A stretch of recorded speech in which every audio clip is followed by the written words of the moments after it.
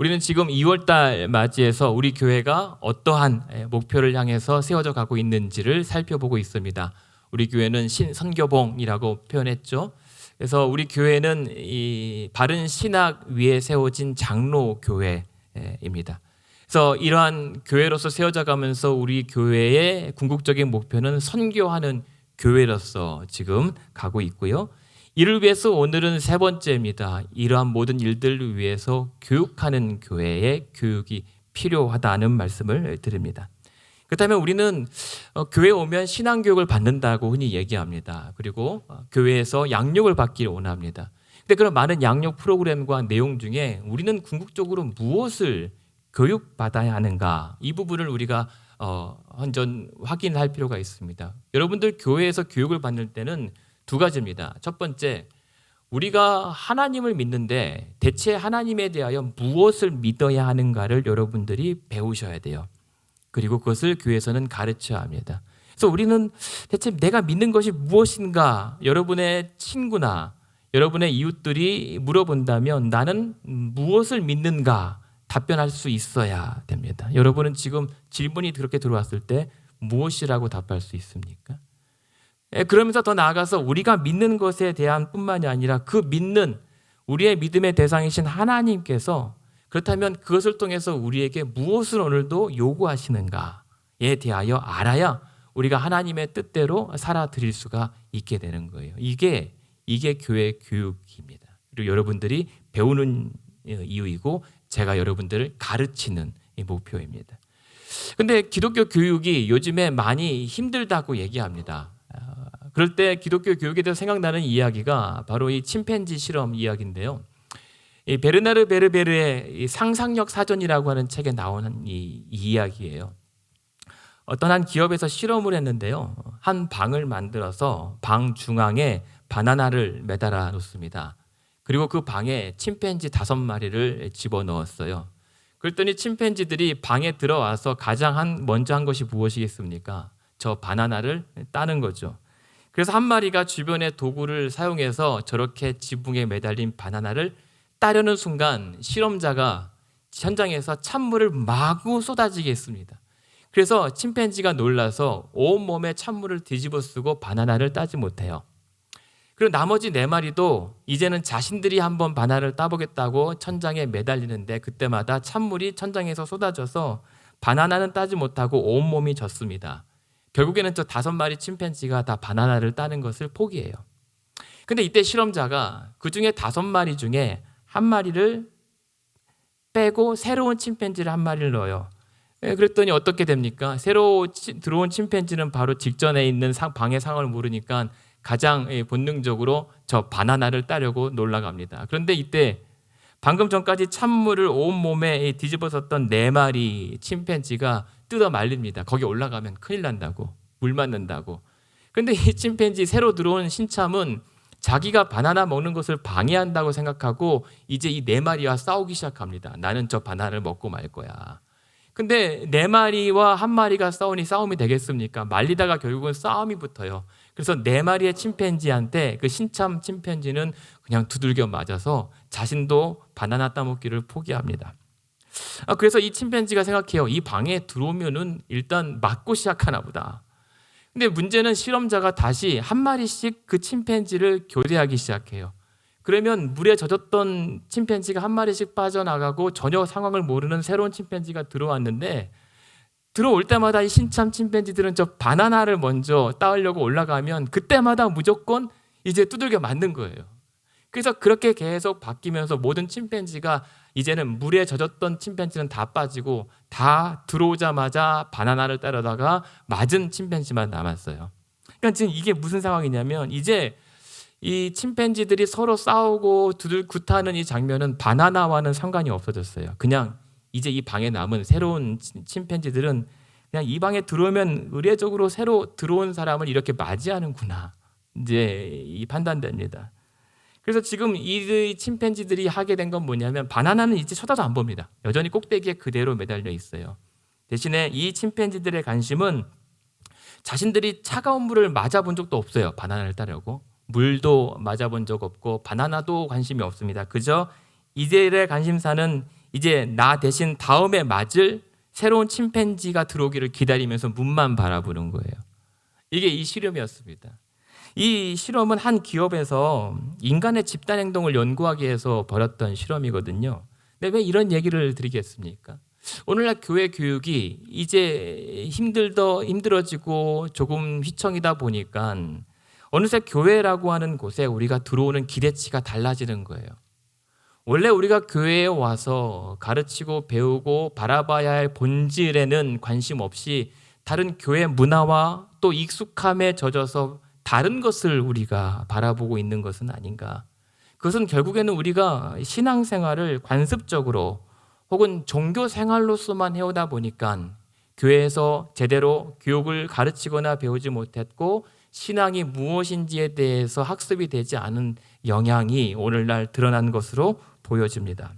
그래서 이때야말로 우리 교회들 그리고 우리 교회의 절실한 것은 교육하는 교회라고 한다면 장로교회로서 무엇에 근간을 두고 무엇을 배워야 되고 무엇을 지향해야 되는지에 대해서 올바른 교육으로 정립해 나가는 것이죠. 근데 그래서 지금 오늘날 기독교 교회 교육이 망가졌다라고 얘기해요.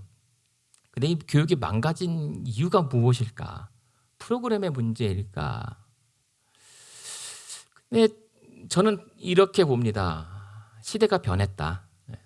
시대가 너무 변했다. 그 변한 이 대상이 무엇이냐면 여러분 혹시 이거 뭔지 아십니까? 바나나잖아요. 근데 이게 보통 바나나가 아닙니다. 이 바나나를 누군가가 덕테이프로 달라붙였어요. 근데 저 바나나가 얼마인 줄 아십니까? 1억 5천이에요. 자그마치 1억 5천. 그러니까 지금 무슨 말씀을 드리고 싶냐면 이제 왕년에 여러분 혹시 타자기 막 정말 빠르게 쳐졌던 분 계시죠? 그 왕년에 정말 집에 옆으로 돌리는 전화기 말고 다이얼 전화기가 있고 처음에 버튼 전화 들여오실 때 되게 이 앞선 문화의 선구자 계시잖아요. 조금 더 내려오면은 혹시 왕년에 오렌지족 여기 계십니까? 왕년에 혹시 머리에 두건 한번 좀 두르고 좀 다녔던 분들 계십니까? 네. 저 같은 경우는 그것을 X세대라고 불렀었던 그룹에 속합니다. 근데 무슨 말씀을 드리냐면 그때는 항상 이 시대에 앞섰다고는 인식과 평가를 받았던 우리예요. 그 시대마다. 근데 문제는 그때는 그랬지만 지금도 그 시대의 교육의 주체로서 활동할 때 여기서 삐그덕거리기 시작하는 거예요. 요즘 세대를 MZ 세대라고 얘기합니다. 밀레니얼 세대를.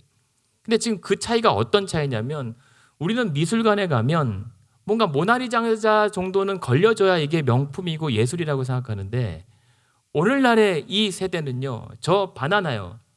바나나를 떡하니 덕테이프로 붙여 걸어붙은 것을 예술 작품이라고 표기합니다. 그리고 그것을 그렇구나 하고 하면서 1억 5천의 이 작품의 가치를 매기는 세대입니다. 전혀 판단의 기준이 달라져요. 그리고 그것을 1억 5천에 사서 저 작품을 보관하는 것이 아니라 그 자리에서 껍질을 벗겨 먹는 세대입니다.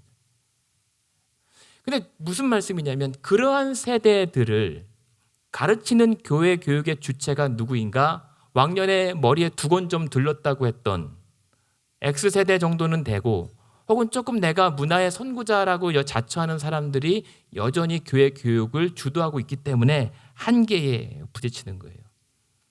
MZ세대, 여러분 자녀를 키우면 중2는 외계인이라고 하잖아요. 근데 MZ는 다른 종족입니다. 그러니까 그런 상황에서 문제는 더 큰 문제인 게 두 번째 이 교육받는 대상들이 그래서 바뀌는 거예요.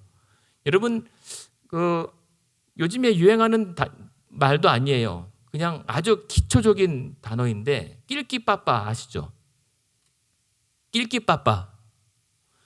그 말은 뭐 아시겠죠? 낄 때 끼고 빠질 때 빠지는 것을 아는 사람을 낄끼빠빠라고 얘기해요. 근데 그만큼 신조들이 너무 많아요. 이제는 멍멍이를 멍멍이라고 하지 않습니다. 댕댕이라고 얘기하죠. 근데 여러분 이응지읒만 단축키를 올려요. 이응지읒이 뭔지 아십니까? 인정이라고. 인정한다. 무슨 말씀을 드리고 싶냐면 그러한 시대가 교회 교육을 받아야 돼요. 그런 세대들이. 근데 우리는 오직 예수는 들었는데 오직 예수는 처음 듣는단 말이에요. 이 오직 예수라고 하는 것은 뭐냐면 벌써 7년 전에 CCM 가수가 발표한 앨범이에요. 오직 예수가 아니라 오직 예수. 그러니까 오직 예수는 뭐냐면 오지다라고 하는 말이거든요. 오지다라고 하는 것은 엄청나고 대단하다라고 하는 표현이에요. 근데 그 표현을 오직 예수 대신에 오직 예수라고 제목을 붙여서 CCM을 낸 게 벌써 7년 전 이야기인 거예요. 어쩌면 거부감이 듭니다. 저 같은 경우는. 그래도 아무리 심했다. 오직 예수인데 오직 예수는 조금 오감도 그렇다. 근데 내용은 이래요. 예수님은 누구신가라고 하는 우리가 아는 찬송가를 편곡한 건데 예수는 오지신 분 그의 능력치는 만렙 한계가 없는 클래스 주는 나의 모든 것 나의 최애 대신 주님이라고 합니다. 요즘엔 최애라고 해요. 내가 가장 아끼고 사랑하는 거 알지? 너는 나의 최애야. 그러면 그게 요즘에 정말 가장 좋아한다는 표현이거든요. 그러니까 지금 무슨 말씀을 드리고 싶냐면 우리가 교회에서 가르치거나 우리가 또 다음 세대를 키워야 되는 이 세대 교육의 대상들은 전혀 다른 그룹이에요. 그래서 이 세대들한테 왕년에 임춘애가 라면 먹고 메달 땄다라고 하는 이 얘기는 지금 웃는 분들만 아는 얘기지 임춘애가 누군지도 모르고요. 라면 먹고 메달 딴 게 뭐 특이한 일인지를 이해를 못해요. 요즘에 라면은 비싼 돈 먹고 주고 사 먹는 특별한 음식이기 때문에 고생했다는 얘기 어감과 뉘앙스가 전혀 다른 세대입니다. 그러니까 이렇게 봤을 때 사실상 여러분의 자녀들 우리 자녀들이 선교지가 되어버린 거예요. 같은 말을 쓰는 것처럼 보이지만 서로 다른 언어를 쓰고 있는 겁니다. 그러니 우리 교회 다음 세대가 바로 선교지이고 그 말은 종합하면 바로 우리 교회 자체가 선교지가 되어버린 현실을 살고 있는 거예요. 그러니까 저는 그러한 세대에서 담임 목사로서 다른 것을 하는 것이 아니라 이러한 세대와 교인들을 가르치고 그리고 여러분들은 배우는 것입니다. 그게 제 역할이에요. 그래서 제가 생각을 해봤더니 지금 유아실에서 안고 있는 저 윤호가 지금 현재 막내거든요. 1살짜리 윤호.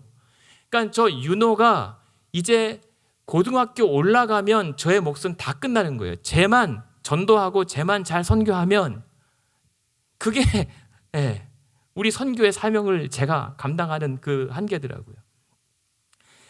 무슨 말씀을 드리고 싶냐면 우리가 교육하는 교회로 세워져 간다면 우리 개개인의 교육도 중요하지만 바로 여러분 직전까지 함께 이 자리에서 예배 드리고 그 각자 부서로 예배 드리고 돌아간 이 자녀들을 우리가 신앙으로 잘 양육만 해도 우리는 선교한 거예요.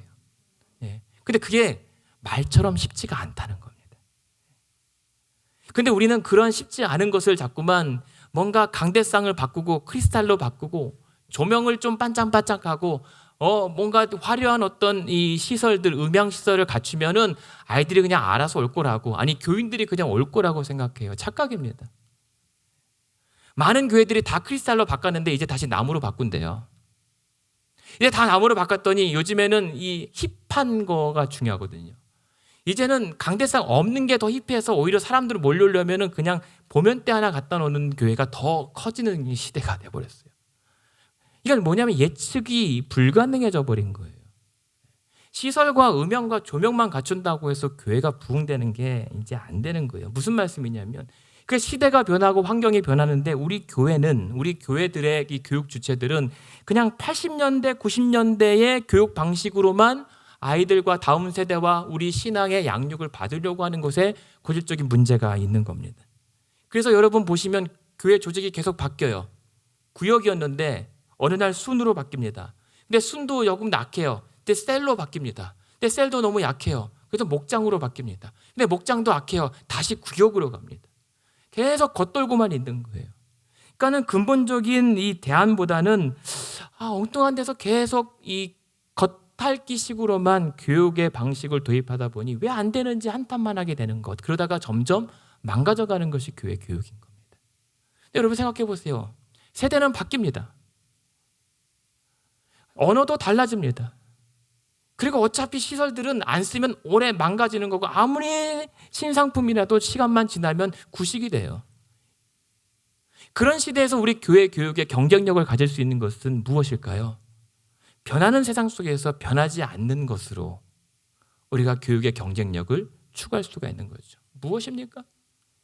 우리에게 가장 강력하고 변하지 않고 영원한 것이 무엇입니까? 무기가 무엇입니까? 복음, 하나님의 말씀. 이것이 교육의 경쟁력을 가질 수 있는 유일한 비장의 무기인 거죠. 대신에 우리에게 이미 오래전부터, 영원 전부터, 아니 이미 몇 세기 전부터 우리에게 주신 이 유일한 경쟁력 있는 우리에게 교육의 기술을 단지 이 시대에 어떻게 접목할 것인가에 대한 숙제가 우리에게 남아져 있는 거죠. 그게 교육입니다. 그 말은 요즘처럼 디지털 시대에 기도해라, 무조건 말씀 외워라, 무조건 예배해라, 이게 아니라, 어떤 주입식이나 아날로그식이 아니라 이러한 우리의 아날로그, 우리가 직접 하지 않으면 안 되는 기도와 직접 읽지 않으면 이 말씀의 이 경건의 훈련들을 어떻게 하면 이 아날로그적 신앙을 디지털 시대의 언어로 잘 융화시켜서 가르치고 또 몸에 뵐 수 있도록 이끄는가. 이게 교육의 현실입니다. 그러니까 이미 돌아가셨던 이호령 교수님께서 그것을 디지로그라고 얘기합니다. 디지로그, 아날로그와 디지털을 합친 것이. 그러니까 우리에게도 그러한 시대 변화에 어느 정도 몸부림치면서 어떻게든 이 믿음의 진리들을 계승할 것인가, 가르칠 것인가, 배워갈 것인가에 대한 치열한 노력들이 필요한 시대를 맞이합니다. 그런 가운데 그렇다면 그래서 우리의 기독교 교육을 어떻게 방향을 잡고 가야 되는가? 저 사진에 나오는 사람이 코메니우스라고 하는 사람인데 근데 교육의 아버지라고 하는 분입니다. 그래서 교육학 하신 분들은 한 번씩은 다 들어봤던 분이고 이분은 철학자인데 신학자인데 또 목사예요. 근데 이 코메니우스라고 하는 분이 말했던 그 이론에서 세 가지 정도를 우리 교회 교육에 접목해 볼 수가 있어요. 첫 번째는 뭐냐면 교육 목표가 무엇인가? 그리고 그 교회 교육은 언제까지 받아야 되는가? 그리고 그것은 어디서부터 시작돼야 되는가에 대한 이 주안점이에요. 뭐냐면 우리가 기독교 교육, 우리는 무엇을 믿는가? 그리고 하나님은 우리에게 무엇을 명령하시는가? 이것을 배워야 되는 가장 첫 번째 목표는 무엇일까요? 바로 하나님 형상을 회복하는 겁니다. 우리가 하나님의 형상을 닮아 지음받은 자들이 타락으로 인해서 훼손된 하나님의 형상을 어떻게 하면 회복하여서 하나님께 돌아갈 것인가? 각자의 하나님 형상을 회복해 나가는 것이 우리가 배워야 되는 목표인 거죠. 그래서 하나님 왜 나를 지으셨는가? 이 목적을 깨달아가는 겁니다. 두 번째는 이를 통해서 하나님 나라의 세계관을 우리 안에 가정과 여러분의 개인과 우리 자녀들에게 세워주는 거예요. 하나님 나라 세계관이요. 하나님은 이 땅을 완전하고 아름답게 지으셨지만 죄로 인하여 타락했고 그러나 그 인간의 타락을 예수 그리스도로의 십자가로 구원하여 주셔서 우리를 하나님 나라 백성으로 살게 하시고 이를 위해서 교회로 우리를 모이게 하셨고 이러한 타락한 세상에서 성도들이 어떻게 살아가야 할 것인가를 가르치고 어떻게 이 세상을 설명하고 해석해야 될 것인가, 적용할 것인가를 배우는 것. 이것이 하나님 나라 세계관이에요. 여러분 옆에 보였던 사진은 우리 주일학교 한 명이 시험 문제를 풀었던 시험 답안지예요. 수학 문제예요. 산수 문제인데 그런데 그 산수 문제 중에 한 문제가 이 문제가 이거예요.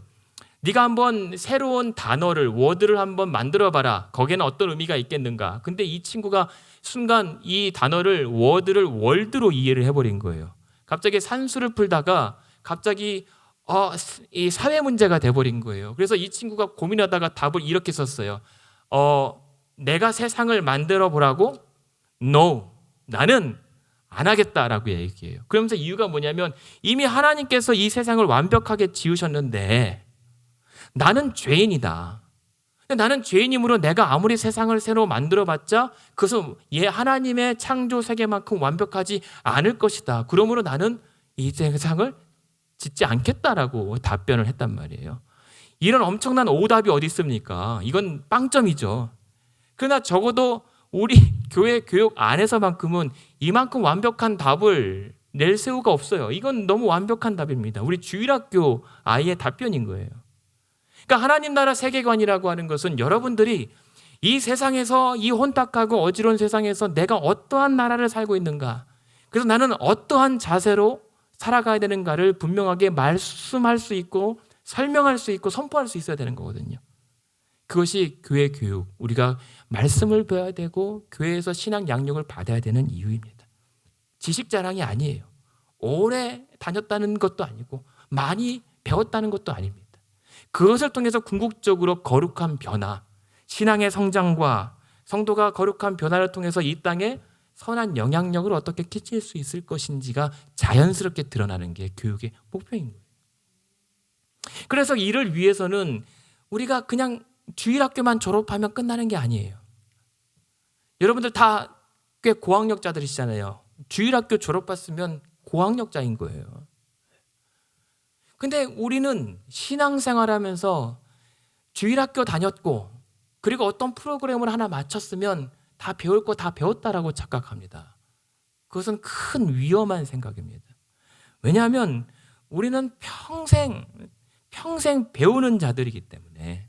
왜냐하면 이런 말이 있죠. 우리가 어머니 뱃속에서 10개월 동안 있는 것은 7, 80 인생 살기 위한 준비 학습 기간이라고요. 근데 우리가 이 땅에서 살아가는 7, 80의 이 인생의 기간은 앞으로 하나님 나라에서 영원히 살 것을 연습하고 준비하고 배우는 학습 기간이라고요.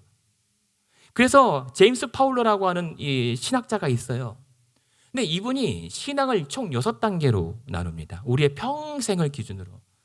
근데 우리의 신앙의 성장 단계가 저렇게 6단계로 나이에 따라서 구분이 될 수 있는데, 첫 번째는 이 2살까지는 그냥 어머니 품 안에 있는, 분류하기 쉽지 않은, 그냥 그때는 그냥 감정도 모르고 그냥 어머니 품 안에서 일단은 꼭 안겨져 있어야 안전한 상태입니다. 그런데 어머니 품을 벗어나면서 2살부터 이제 6살까지는 직관적 신앙을 형성하게 돼요. 직관적 형성이요. 이때는 배고픔, 슬픔, 좋음, 이 감정을 습득하게 돼요. 근데 그 감정을 습득하고 이것이 어떠한가를 이해가 아니라 직관으로 습득하게 되는 거예요. 모습이요. 그러니까 이때에 그 아기가 어머니로부터, 부모로부터, 주변 환경으로부터 무엇을 보았느냐가 상당히 중요한 시기가 되는 겁니다. 특별히 어머니의 역할이 상당히 중요하게 대두되는 시기죠. 그러면 직관적인 신앙에서 이제 초등학교로 올라가잖아요. 3번째 단계가 됩니다. 2번째 단계겠죠. 그때는 초등학교 가면 글자를 배우잖아요. 이제 신앙을 학습하게 되는 거예요. 학습하면서 이러면서 이 신앙은 이렇구나. 그러면서 같이 그 배우는 공동체가 상당히 중요해지는 공동체성이 형성이 되는 거예요. 여러분, 우리 주일학교 정말 중요한 거예요. 그래서 지금 이때 같이 신앙생활하고 같이 주일학교 교육, 하나님을 배우는 이 같은 공동체가 정말 중요하고 절실한 시기가 지금 초등학교 이 시기인 거예요. 이때는 하나님을 이제 배워가면서 그러한 예배하는 공동체가 형성이 되는데, 그 다음에는요, 이제 13살에서 20살까지는 청소년기 혹은 청년기라고 하잖아요. 근데 이때가 사실은 질풍노도의 시기가 닥치는 아주 어려운 시기입니다.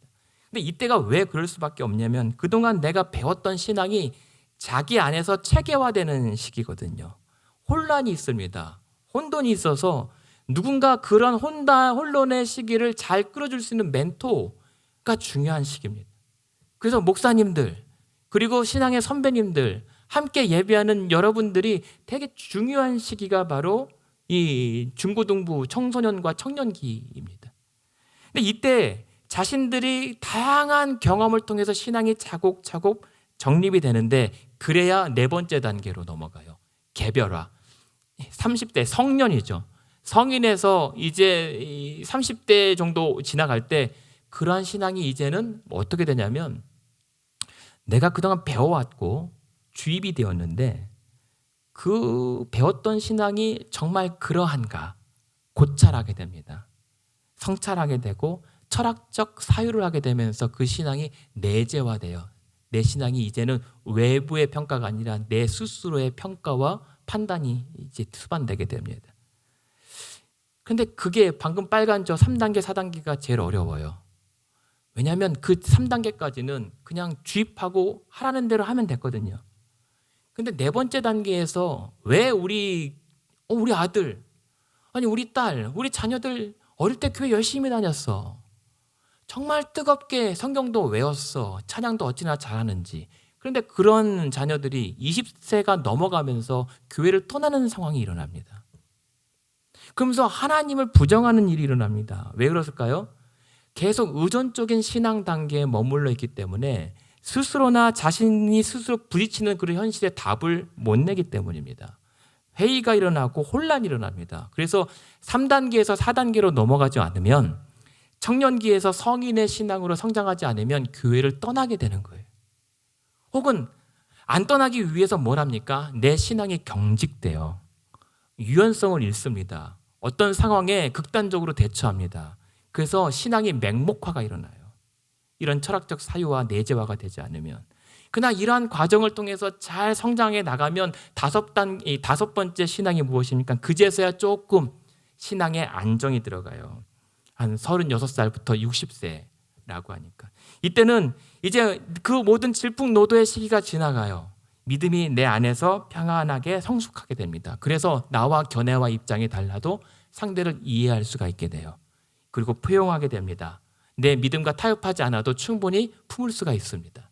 그런 다음에 61세가 넘는 이후로부터는 이제 평생 어떤 외부의 핍박과 박해가 있어도 내 신앙 포기하지 않습니다. 그저 내 안에 임한 하나님 나라 백성의 삶이 이제는 자연스러워지면서 절대 흔들리지 않고 절대 진리를 쫓아가는 신앙의 삶을 살아가게 되는 거예요. 이 말씀을 드리는 이유는 뭐냐면, 우리가 만약에 지금 신앙교육, 교회 교육을 2단계에서 받고 끝났다면 우리 신앙은 정말 위험한 거예요.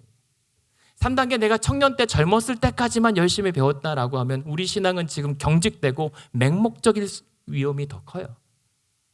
내 안에서 그런 신앙의 시험들과 몸부림과 그 내면화되지 않은 신앙이 있다면 우리의 신앙은, 얘기해요. 파울러가 얘기하는 건 뭐냐면 1, 2단계에 머물기 쉽다. 나이가 60이 되어도.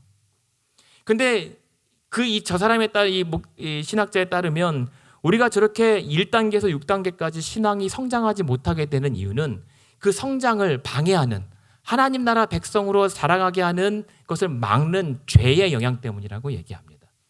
여러분, 오늘 저 기준에 따르다면 여러분의 신앙은 몇 단계입니까? 나이와 상관없이 나는 1단계, 2단계에 머물러 있습니까? 아니면 3단계, 4단계에서 혼선을 겪고 있습니까? 아니면 다들 5단계, 6단계입니까? 그래서 저것 때문에 모든 성도로 간다면 죽을 때까지, 태어나서 죽을 때까지 평생 배우고 가르쳐야 된다라고 하는 거예요. 안 그러면 신앙이 정체되기 때문에. 근데 이것을 위해서 여러분 중요한 것은 뭐냐면 가정교회입니다. 가정에서 신앙교육이 이루어져야 돼요. 코메니우스라고 하는 사람이 얘기하기를 6살 전에 하나님을 경외하는 법을 배우지 않으면 어렵다라고 얘기해요. 6살 전에 직관적으로 저들의 신앙이 형성되지 않으면 하나님을 믿는 게 더 어려워진 시대를 우리가 맞이하고 있잖아요. 지나가다가 주인 없는 물건 내가 주스면 요즘은 모르겠지만 이거 내 거다라고 주장하면 누가 뭐라 그래요? 그냥 자기 건가 보다 하죠. 근데 지금 생각해 보세요. 여러분들의 자녀들, 우리 가나안의 다음 세대 교육부 아이들 아무것도 몰라요. 아무것도 없는 백지 상태에서 너희들이 알아서 신을 선택하고 너희들이 알아서 가치관을 정립하라고 한다고요? 그건 위험한 도박이죠. 그런 아무것도 없는 것이 아니라 그런 자녀들에게, 그런 다음 세대들한테 하나님에 대하여 가르치고 심어주지 않는 상황에서 너희들이 알아서 판단해 보라고요? 100에 100이죠. 사단이 먼저 우리 아이들을 집어서 넌 내 거라고 삼는다고 하면 우리는 방치하는 거거든요. 그런데 그렇게 우리 아이들이, 자녀들이 그러한 악한 권세에 휘둘리기 전에 서둘러야 하는 것이 교육인 겁니다. 그러니까 교육부서는 그냥 교회의 부흥 전략과 대안이 아니에요. 우리 교회의 사실 모든 핵심 사역의 궁극적인 목표는 교육부여야 합니다. 우리가 어차피 선교하고 전도하는 이유가 무엇입니까? 사람들 살리고 세대를 이어가는 건데, 바로 우리 바로 저 옆방에 있는 우리 선교지, 선교 대상자들을 외면하고 우리 아이들을 외면하고 어디 멀리 해외 선교를, 땅끝 선교, 오지 선교가 가당한다 말입니까? 근데 그것을 위해서 우리의 가정들, 여러분들의 가정이 이 교회 교육의 최소 단위가 되어야 되는 거예요. 여러분, 오해하거나 착각하서는 안 돼요. 주일학교는요, 가정에서 부모가 주중 내내 가르쳤던 신앙의 교육을 보충하는 곳이지 전담하는 곳이 아닙니다. 일주일 내내 어머니와 아버지와 집안에서 예배했고 기도했던 그 모든 신앙의 학습들이 교회에 와서 목사님들 손에 의해서 점검하고 조금 보충되어지는 작업이에요. 여러분, 가정에서는 일주일 내내 세상의 성공과 명예와 부를 추구하라고 하면서 일주일에 한 번 달랑 와서 하나님 잘 믿고 하나님 복을 받으라고 가르친다고요? 그만큼 모순이 어디 있습니까? 주중에서는 하나님 없이 살아도 된다고 했다가 주일에 교회 안 간다고 다그치면 이 아이는 뭘 이해를 하겠습니까? 안 되는 거예요. 가정의 신앙이 회복돼야 우리 아이가 살아갈 수 있는 거예요. 그래서 우리 교회가 그래서 교육하는 교육의 모범이 누굽니까? 예수님이시죠. 예수님께서는 어떻게 성도들을 가르쳤습니까? 마태복음 4장에 있는 말씀처럼 온 갈릴리 지역, 온 지역을 두루 다니면서 천국 복음을 가르쳐요. 가르칩니다. 그리고 그러면서 그 가르친 것을 계속 전파하면서 선포합니다. 복음을 전파해요. 그러면서 가르치고 전파된 복음이 결국에는 자라서 어떻게 됩니까? 점점 이게 열매가 되면서 치유의 역사가 일어나게 된 것이 예수님의 천국 복음의 사역이었단 말입니다. 가르침이었어요. 여러분 묻습니다. 여러분의 신앙은 여러분이 배운 주의 말씀과 여러분들이 붙들고 어릴 적부터 믿었던 그 말씀의 진리는 여러분에게 능력이 되고 있습니까? 여러분의 생명이 되고 있습니까? 아무런 영향력도 끼치지 못하고 있습니까? 그래서 우리 교회가 오늘 본문의 말씀처럼 예수님께서 내가 너희에게 분부한 모든 것을 가르치라고 얘기했거든요. 교회는 가르쳐야 돼요. 저는 여러분들을 다른 어떤 의도나 목적이 아닙니다. 가르치는 본문이에요. 근데 가르칠 때 뭘 가르쳐야 되는가? 예수님은 분명 말씀하십니다. 내가 분부한 모든 것을. 하나님의 말씀입니다. 하나님의 말씀을 가르치는 것, 배우는 것이 여러분들의 본분이고 교회의 존재의 목적이라는 거예요.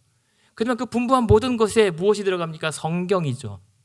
오늘날 한 분은 뭐라고 얘기하냐면 오늘날 기독교 교회 교육이 망가진 이유는 성경을 잘못 가르치기 때문에 성경을 왜곡하기 때문이라고 진단해요. 어떤 왜곡인 줄 아십니까? 복음의 내용을 상실하고 윤리적 가르침, 착한 어린이, 착한 성도, 말 잘 듣는 우리 아이들을 키워내는 것이 좋은 교회, 좋은 목사, 좋은 사역이라고 판단한단 말입니다. 그래서 어떠한 메시지가 교회에서 선포되냐면 아담과 하와 얘기를 하면서 그러니까 결혼 잘해야 돼 라는 설교를 하게 되는 거예요. 가인과 아벨의 선교를 들으면서 죄의 문제를 고민하는 것이 아니라 그러니까 사이좋게 지내는 형제가 돼야 돼 라고 가르친단 말이에요. 실제 제가 들었던 설교는 무엇이냐면 컴플렉스를 극복하라고 하는 주제의 설교였는데 뽕나무에 올라간 삭개오 얘기였습니다.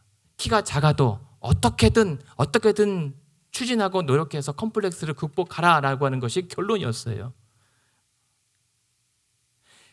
그러한 성경의 말씀을 전하고 우리는 당연히 그것이 하나님 말씀으로 받아들일 때 우리는 궁극적인 하나님의 말씀이 지향하는 하나님의 형상 예수 그리스도를 닮기는커녕 엉뚱한 죄인의 형상을 닮을 수밖에 없게 되는 거예요.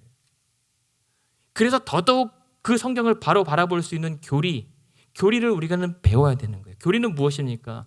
성경에서 나온 그 하나님의 말씀을 어떻게 바라볼 것인가에 대한 렌즈예요. 지금 저 니고데모의 안경이라고 하는 책의 제목처럼 우리가 이 세상을 그리고 하나님의 말씀을 어떠한 렌즈로 끼고 바라보고 해석하고 내 삶에 적용할 것인가에 대한 내용들을 우리는 가르치고 배워야 되는 거죠. 그래서 오늘 내가 하나님 말씀을 믿고 내가 하나님을 믿지만 이렇게 비뚤어지고 한심한 세상에서 하나님은 대체 내게 왜 이런 일을 맡기셨는가? 이 질문을 던지고 스스로 하나님 안에서 답을 부르심의 소명들을 찾아낼 수 있는 것이 필요한 거예요. 그것은 아이들뿐만이 아니라 오늘 여러분도 마찬가지입니다. 오늘 하나님 왜 나를 이 자리에 부르셨는가? 하나님 왜 이 자리에 세우셔서 감당하게 하시는가? 질문하고 답할 수 있어야 되는 거예요. 그랬을 때 여러분의 삶의 변화가 일어나는 게 거룩한 변화, 성화이죠. 내가 선한 사람이 되기 위해서 선한 영향력을 끼치기 위해서 선한 사마리안이 되기 위해서 교회 다니는 게 아니에요. 순서가 바뀌었어요. 하나님의 말씀이 내게 온전히 전해지고 하나님의 말씀의 교리가 내가 온전히 바로 세워질 때 선한 영향력이 드러나게 되는 겁니다. 말씀과 교리가 선한 영향력을 끼칠 수밖에 없도록 나를 주장하고 끌어가요. 어떠한 윤리적 가치를 지향하기 전에 말씀이 나를 윤리와 도덕을 뛰어넘게 만드는 거예요. 근데 여러분, 이러한 가운데 한 목사님이 이런 얘기를 해요. 어느 날 그 목사님이 교회를 가고 있었다고 합니다. 근데 그날 하필이면 가고 있는데 뒤에서 덩치 큰 고등학생 4명이 쫓아오더래요. 요즘 고등학생 덩치가 얼마나 큽니까? 근데 4명이 따라오는데 그냥 온 게 아니라 욕을 그렇게 어찌나 찰지게 하는지 그냥 여기 착착착 달라붙는데요. 그래서 무섭대래요. 무서워서 이 목사님이 계속 가기도 그렇고 걸음도 애매하고 그때 생각한 것이 전화기를 꺼내서 전화 받는 척하고 약간 뒤쳐져 가면서 그 아이들을 먼저 가게 했대요. 다행히 이 고등학생들이 자기를 쫓아온 건 아니에요. 근데 이상하게 계속 가다 보니까 이상하게 방향이 같아서 그런지 그 아이들을 계속 뒤따라가게 되었대요. 근데 이 목사님이 무너졌던 곳은 어디냐면 교회 앞이었어요. 왜냐하면 이 고등학생 4명이 갔던 곳은 자기가 섬기고 있는 교회였단 말입니다.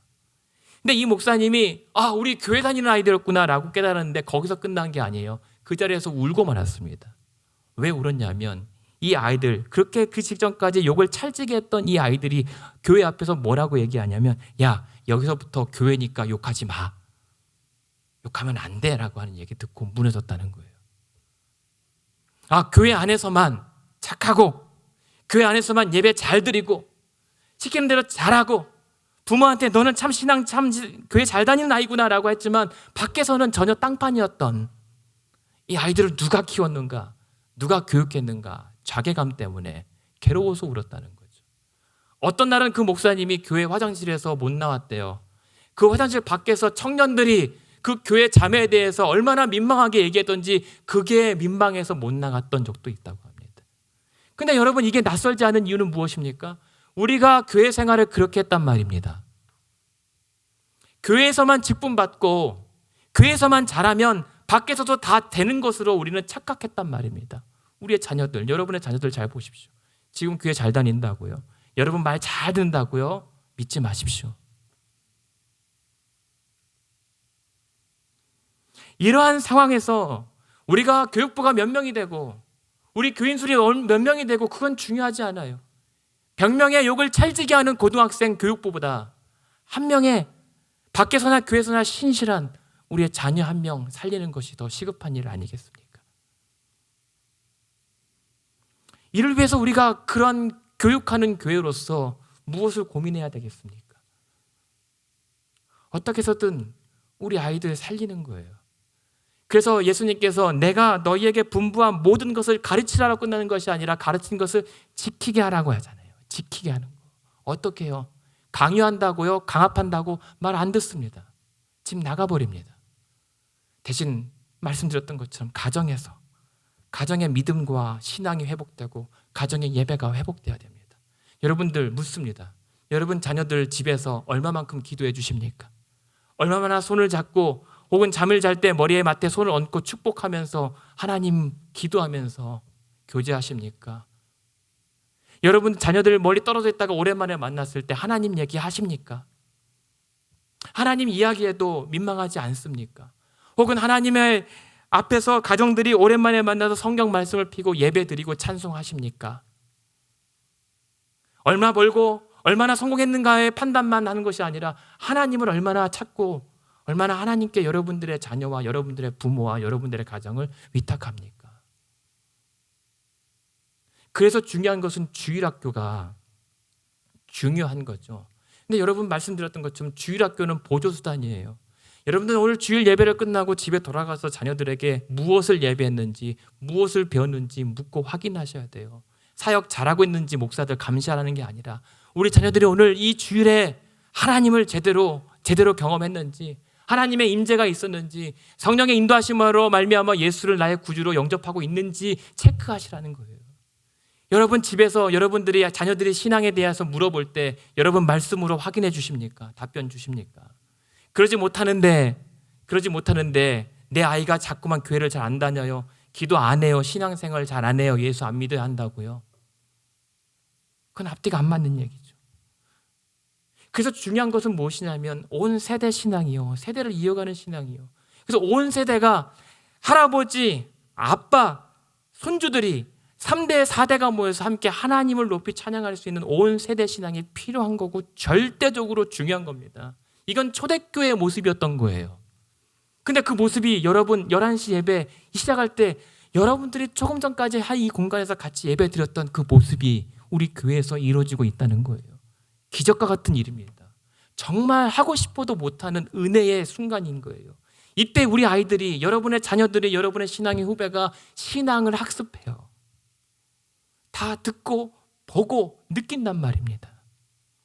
여러분들이 기도하시는 모습, 여러분들이 예배하시는 모습, 여러분들이 찬양하는 모습, 신앙 고백하는 모습, 그것이 우리 자녀들이 지금 보고 배우고 자기 부서로 돌아간 모습이란 말이에요.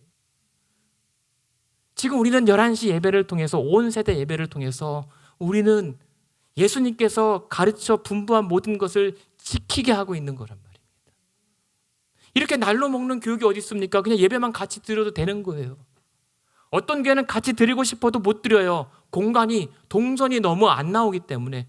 우리만큼 하나님께서 기가 막히게 짜여주신 아구가 맞는 교회가 어디 있습니까? 여러분, 우리 이 2부 예배 정말 귀한 시간입니다. 여러분들의 뒷모습 보면서 우리 자녀들이 예배를 배우고 기도를 배우고 찬양을 배우고 하나님을 경험하게 되는 거예요. 우리는 그 아이들에게 하나님을 가르치고 있습니까? 어떠한 모습을 보여주고 있습니까? 언어는 문제가 아니에요. 아이들이 영어 쓰고 예배는 한글로 되니까 안 드린다고요? 말이 안 되잖아요. 여러분, 우리 자녀들 집에서 한글 쓰잖아요. 물론 영어도 많이 쓰지만 알아듣는단 말이에요. 언어 때문에 못 드리는 거 아닙니다. 아이들이 컴퓨터가 없어서 못 배우는 게 아닙니다. 교육부에 시설이 낙후돼서 못 배우는 게 아닙니다. 이 예배 한 공간에서도 우리 자녀를 살리느냐 죽이느냐 기로에 서 있단 말입니다.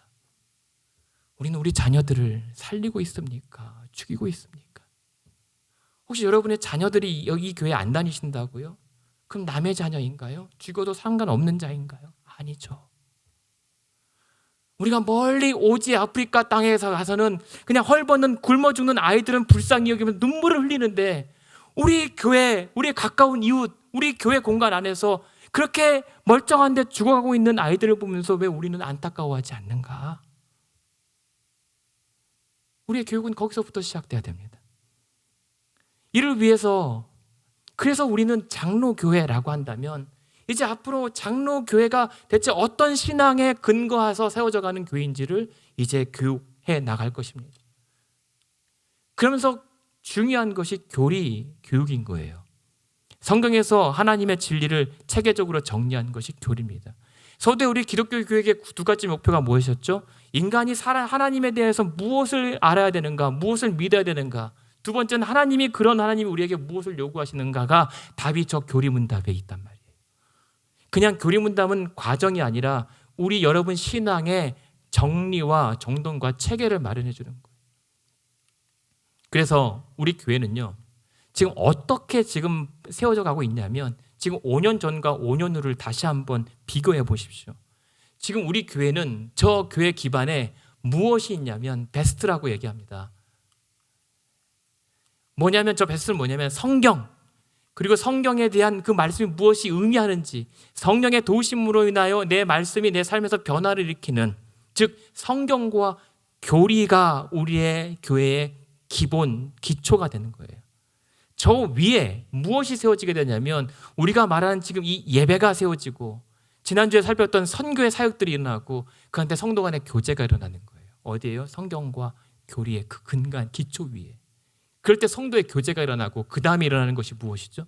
봉사입니다. 그리고 교육이 이루어집니다. 그러면서 저러한 가운데 공동체가 세워지고 소그룹이 세워지는 겁니다. 구역이 세워지고 선교회가 세워지는 거예요. 여러분, 교회 소그룹은 달라야 합니다. 성도들의 구역 모임과 선교회 모임은 달라야 합니다. 세상의 모임과 달라야 합니다. 거룩한 성도 간의 교제가 일어나야 돼요. 먹고 마시고 세상에 술, 담배를 하고 세상에 친교요 어쩔 수 없이 세상에서 할 수 있다고 쳐요. 하지만 성도 간의 모임에서만큼은 세상의 모임과 달라야 합니다. 적어도 구역 모임과 선교의 모임에서만큼은 세상의 유흥문화거리는 제하여야 합니다. 그랬을 때 세워지는 것이 바로 한 지붕 안에 하나님의 거룩한 교회가 세워지고 그로 말미암아 진행되는 것이 생명을 일으키는 사역이 일어나는 겁니다. 어디서부터요? 말씀과 교리에서. 여러분, 우리 교회는 지금 어느 단계입니까? 1단계입니까? 2단계입니까? 3단계입니까? 아니면 마지막 단계입니까? 저는 마지막 2단계에 지금 계속 기초를 다지고 있다라고 판단하고 있습니다. 나쁜 거 아니에요. 이것이 더 탄탄할수록 교회는 더 튼튼해질 수 있기 때문입니다. 그래서 이를 위해서 우리 교회는 앞으로 더 장로교회로서 교육 매뉴얼 따라 이제 오늘부터 계속 시작되는 과정을 밟게 됩니다. 새신자 분들은 우리가 지금 하고 있는 것처럼 누구든지 3주간의 환영의 절차들을 밟게 되죠. 근데 이것으로 등록교인으로 되는 것이 아니라 그 다음 단계 성장반의 5주 과정을 거치셔야 활동교인으로 인정이 되는 거예요. 활동교인 성장반에서 뭘 가르치냐면 신론, 인간론, 구원론, 기본적인 우리 신앙의 교리들을 확인해야 돼요. 요즘에는 워낙 이단들도 많이 오기 때문에 그 사람의 신앙이 정말 올바른 건전한 신앙에 근거했는가를 확인하는 절차이기도 하고 없다면 세워주는 절차입니다. 이러한 신앙의 기초를 다진 다음에 그 다음에 소요리 문답을 배우게 됩니다. 소요리 문답은 원래 당시에 주일학교 아이들에게 가르쳤던 교리예요. 근데 그때 당시엔 주일학교 아이들이 배웠던 교리를 우리는 평생 신앙생활 하면서도 한 번도 제대로 배워보지 못할 때가 많아요. 웨스트민스터 소요리 문답인데 장로교회의 기본적인 문답인데도 불구하고 말입니다. 그래서 5주 동안 저 과정을 밟게 됩니다. 그리고 그 가운데 그 해석으로 그 렌즈로 성경의 아주 기초적인 부분들을 배우게 됩니다. 그리고 마지막으로 그렇다면 그런 성도들이 어떻게 살아야 되는가에 대한 삶과 교회 행정과 구조들을 배우게 됩니다. 그래야 재직 과정을 이수하게 되는 겁니다. 그런 다음에 여기서 끝나는 것이 아니라 그 다음에 신앙의 열매를 맺기 위해서 지도자반, 리더반을 구성합니다. 대상은 공천 집사님들, 그러니까 외부에서 오신 안수 집사님 같은 경우겠죠. 그리고 권사님들, 장로님들, 그 장로가 되기 위해선 반드시 이 열매반의 과정을 거쳐야 되는데 이것이 대요리 문답입니다. 소요리 문답이 어린아이들에게 가르쳤다면 대요리 문답이 원래 어른들에게 가르치는 교리 문답입니다. 그런 다음에 구약을 더욱더 심화시키고 그 다음에 신약을 더욱더 심화시키고 그리고 네 번째 단계는 교회사. 교회들이 어떻게 발전되었는가를 간략하게나마 초대교회와 근현대 교회와 종교개혁과 그리고 한국 교회에 대한 역사들을 어느 정도 개략적으로 이수한 다음에 마지막에 소그룹을 어떻게 인도할 것인가, 전도를 어떻게 할 것인가를 배운 다음에 그 다음에 지도자가 될 수가 있는 겁니다. 그러면서 끝나지 않죠. 그런 다음에 장로로 피택된 사람은 12주 대략적인 과정을 거치게 됩니다. 첫 번째는 무엇입니까? 로마서 1장부터 16장까지를 배워야 합니다. 그 로마서 성경에서 나와 있던 내 구원의 서정들을 다 숙지해야 내가 그만큼 흔들림 없는 구원의 확신을 가진 소유자인 것을 확인하고 그런 다음에 웨스트민스터 신앙 고백서를 숙지하고 배우고 그 다음에 세 번째는 웨스트민스터 예배 모범이라고 하는 것을 통해서 공예배를 어떻게 인도할 것인지 기도는 어떻게 할 것인지 각종 의례와 신방은 어떻게 할 것인지를 배우게 됩니다. 그래야 장로들은 그냥 장로가 아니죠. 성경을 가르치고 교인들을 목양할 수 있는 역량이 구비되어야 되기 때문에 구비는 아니죠. 갖추어져야 되기 때문에 그런 다음에 이제 교회 정치를 배웁니다. 교회 헌법을 배우죠. 그래서 교회 권징이 무엇인지 교회 치리가 무엇인지를 알아야 장로의 직분을 감당할 수가 있게 되는 것입니다. 그러면서 마지막에는 장로 고시를 준비하고 장로 고시를 노회에서 치르는 시험에 합격해야 장로가 비로소 되게 될 것입니다. 이것은 까다롭게 만드는 게 아니라 그 과정마다 하나님의 말씀과 교리를 완전히 우리 안에 내재화돼서 정말 누군가를 가르칠 수 있는 지도자와 리더들을 세우기 위한 장로교의 원래 당연한 절차들입니다. 그것이 교육하는 교회로서 세워나가는 과정입니다. 그리고 그뿐만이 아니라 개인적으로 1:1 양육의 제자반, 사역반, 지금 성경반, 그리고 교양반, 그리고 전도폭발반 그대로 진행이 됩니다. 이러한 교육하는 교회로서 세워져 가려고 지금 몸부림치는 거예요. 말씀을 정리합니다. 누가 더 배우고 누가 어떤 직분을 받기 위한 교육의 과정이 아니라 정말 죽어가는 내 가족, 남편, 아내, 부모, 자녀를 살리기 위한 처절한 몸부림, 그것이 배우고 가르쳐야 되는 이유입니다. 제가 이 자리에 서 있는 이유입니다. 이를 위해서 여러분, 서두에 말씀드렸던 것처럼 우리가 저 침팬지 교훈을 잊지 맙시다. 부모가 교회 다니는 모습 보고 질려서 자녀들이 교회 안 나온다는 얘기를 다시는 듣지 맙시다. D.L. 무디 선생님 아시죠? D.L. 무디 선생님이 전도 집회 다니면서 하셨던 유명한 얘기가 이겁니다. 여러분, 어떤 주일 오후에 아이를 데리고 들판으로 놀러간 아버지가 있었습니다. 근데 그 아버지는 자식이 들판에서 잘 뛰어노는 것을 보면서 잠깐 잠이 들었습니다. 근데 그 아버지가 잠이 깨서 아이를 찾아보았지만 아기는 아빠가 자는 동안 절벽 아래로 굴러떨어져 죽었습니다. 여러분, 오늘날 교회가 이와 같지 않습니까? 얼마나 많은 아버지와 어머니, 남녀 기독교인이 지금 우리 자녀들이 무시무시한 절벽에서 까마득히 깊은 구덩이를 향해 발을 곧 내딛고 있는 이때에 우리는 무엇을 하고 있습니까? 우리는 어디에 있습니까? 우리는 그 아이가 죽어가는 것을 보고도 그냥 보고만 있고 잠만 들어있는 것은 아닙니까? 저는 그 D.L. 무디 선생님의 외침이 오늘 우리와 교회들을 향한 동일한 유효한 외침이라고 저는 생각합니다.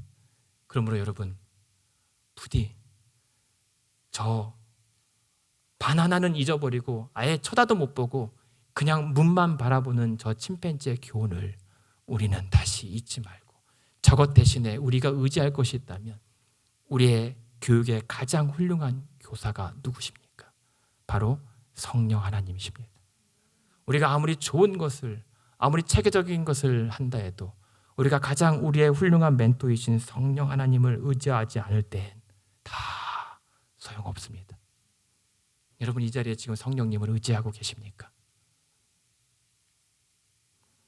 성령님께서는 우리 안에서 그 말씀을 깨닫게 하시고 그 말씀을 기억나게 하시고 그 말씀이 진리인 것을 믿게 하십니다. 그리고 그것을 말미암아 우리가 무엇을 구해야 되는지, 무엇을 위해 살아야 되는지를 날마다 우리를 이끌어 주시는 분이 성령님이세요. 그런 성령 하나님의 도우심을 구하십시오. 교회 회복은 거창한 것에 있지 않습니다. 가장 단순하고 기본적인 것에 있습니다. 그렇게 우리 교회가 교육하는 교회로 다시 세워져 가는 줄로 믿습니다. 그래서 여러분들, 우리 교회가 교육하는 교회라고 한다면 이렇게 답하십시오. 우리 교회는 성경과 교리를 가르치고 가정과 교회가 함께 가르치는 교회입니다. 그렇게 세상 끝날까지 주의 성령이 함께 하시는 교회와 가정과 성도로 세워지기를 주님의 이름으로 축원드립니다.